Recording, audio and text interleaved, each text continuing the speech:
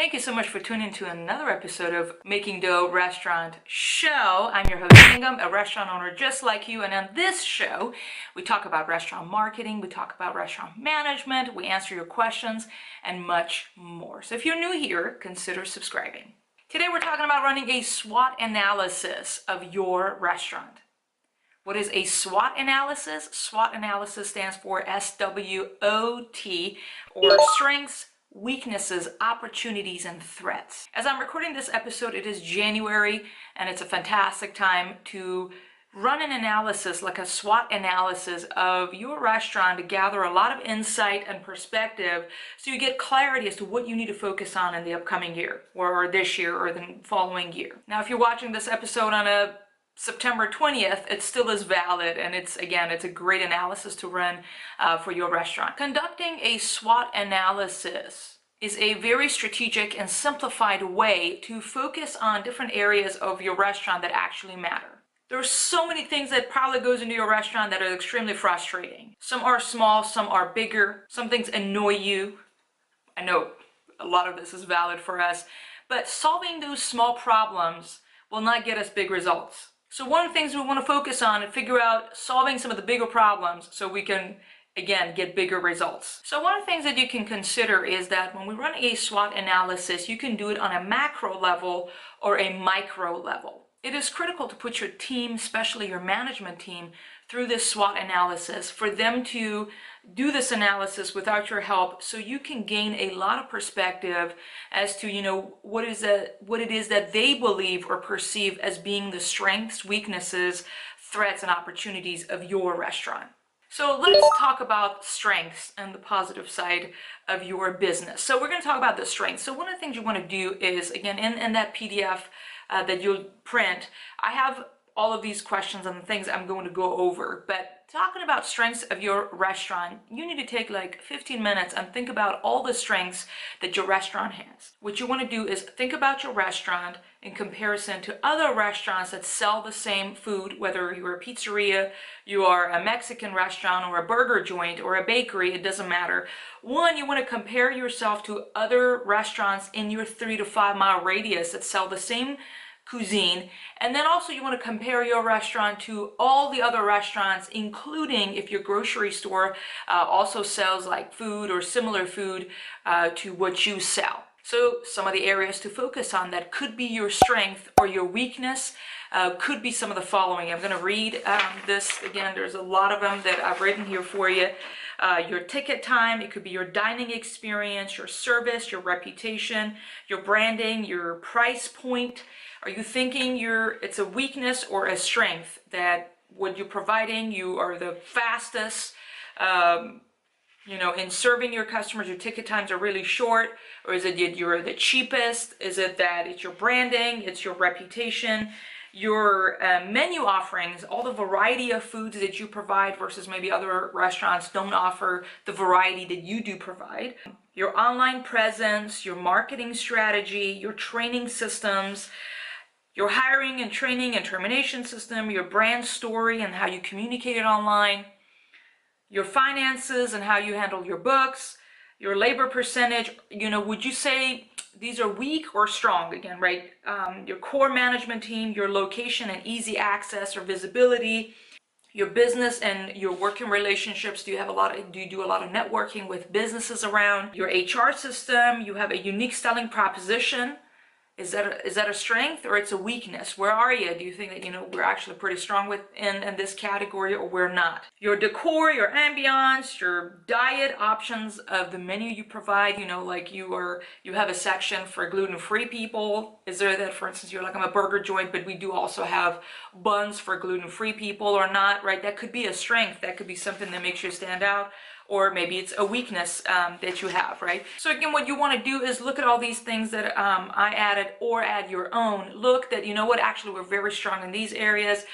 No, our ticket times are really long comparing to other pizzerias or whatever, So you want to, again, look at your strength and your weaknesses. In the meantime, just choose these things we will look over, and I'm going to tell you what we're going to do with that information in a minute. Next, we're going to talk about opportunities. I love talking about that and thinking about this category, which is the opportunities you have.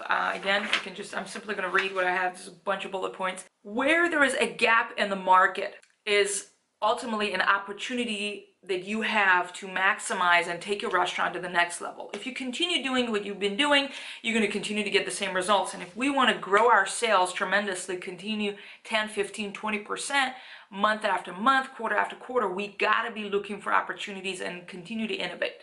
Look, another opportunity could be, is there a particular demographic that is underserved? Hypothetically, there are no bars, or are there places that have a variety of craft beer, but they're not very family friendly, right? So which demographic is underserved? What food offering is missing in your community? For instance, you're like, I'm a pizzeria and nobody else offers gluten-free, or well, nowadays everybody offers gluten-free crust or something like that. Or is it like, hypothetically, no one's considering keto diet, which, as you know, is this hot thing going on about people cutting carbs.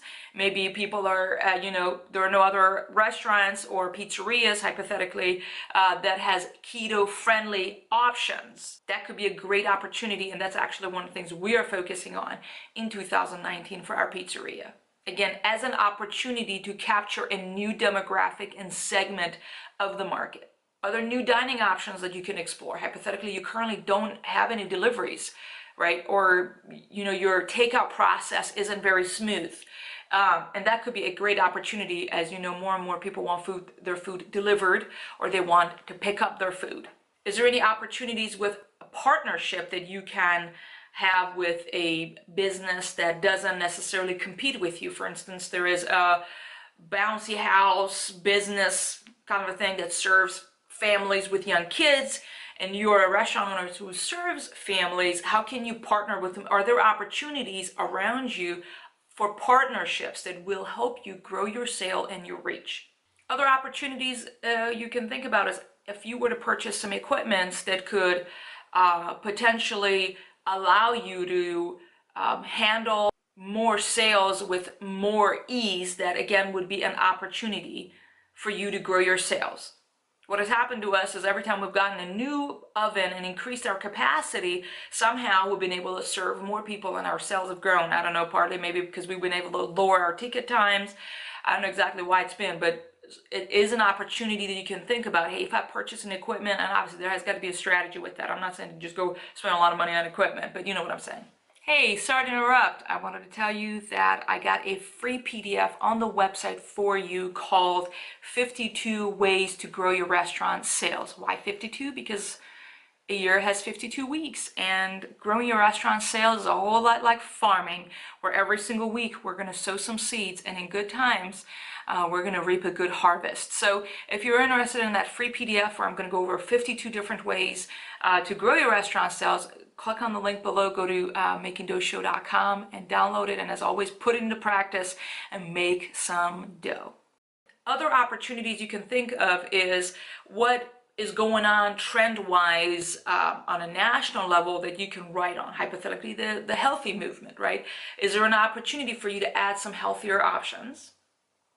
Or the Grubhub movement of all the deliveries. We had the Blue Apron and the HelloFresh, all that movement also in 2017, that these companies were popping out of nowhere, right? That would have been a great opportunity for your restaurant to think about, hey, how can I also have an add-on where people are able to take food home and they will bake it in their oven, right? Something like that. What's going on a national level that you can tap into these trends as an opportunity to grow your sales? Let's talk about threats. Especially, you need to pay attention to this, especially if things are going really good for your restaurant. I think a lot of restaurants did very good in this year. I don't know, the economy's been good. People have had a lot of spending money. Maybe it's the tax cuts, we don't know. But it is critical for us to be on offense and always be thinking about, what threats are coming our way that we need to be prepared for before they arrive. Are there any new restaurants that are coming into town that may serve the same food as you do, or not even? It could be, for instance, for us, we getting 2 movie theaters with a bunch of restaurants and stuff around them this year. We're getting an IKEA, and threats is partly the food they serve. So for instance, I'm telling you the theaters, they're supposed to have a pizzeria. We have pizzerias.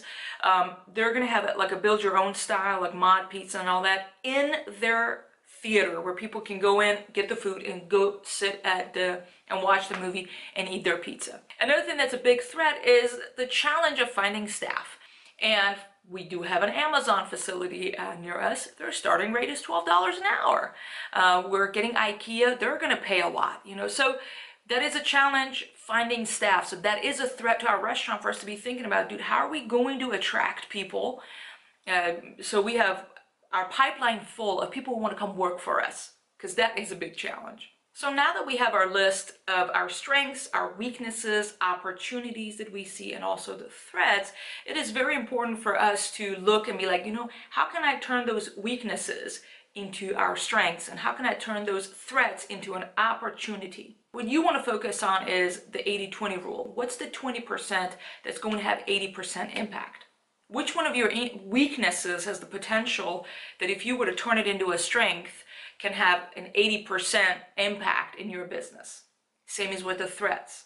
As you're thinking about the projects that you want to work on, or new systems to create, or new marketing initiatives that you're going to start, it is critical for us to do this SWOT analysis so you get a good perspective and understanding of where your business is at. I hope that this analysis was insightful, and maybe even some surprising results of things that you had not considered. I hope you involve your team so you can get their feedback and their perspective, so you have a richer perspective when it comes to you making decisions. Now, briefly, I wanted to go over what I meant by micro SWOT analysis that, again, you could do with your team. Micro SWOT analysis refers to isolating smaller aspects of your business and look at their strengths, weaknesses, opportunities, and threats. For instance, running a SWOT analysis of your back of the house, SWOT analysis of your training systems, SWOT analysis of your front of the house, SWOT analysis of your marketing systems, SWOT analysis of your kitchen manager. What is their strengths? What are their weaknesses? What are the threats that you can see and opportunities with this individual? I think that information could be very insightful if you're going to have a performance evaluation of a kind with your manager. I go way more in depth in this with all the questions and all that on that checklist that I mentioned. Be sure to download it, click on the link below and go download that and put it into practice. I hope that information was helpful to you, to save you time so you can focus on the right things, to get the right results, to grow your sales in 2019 like never before, and make a whole lot of dough. Thank you so much for tuning in, and I hope to see you right here next week on Making Dough Show.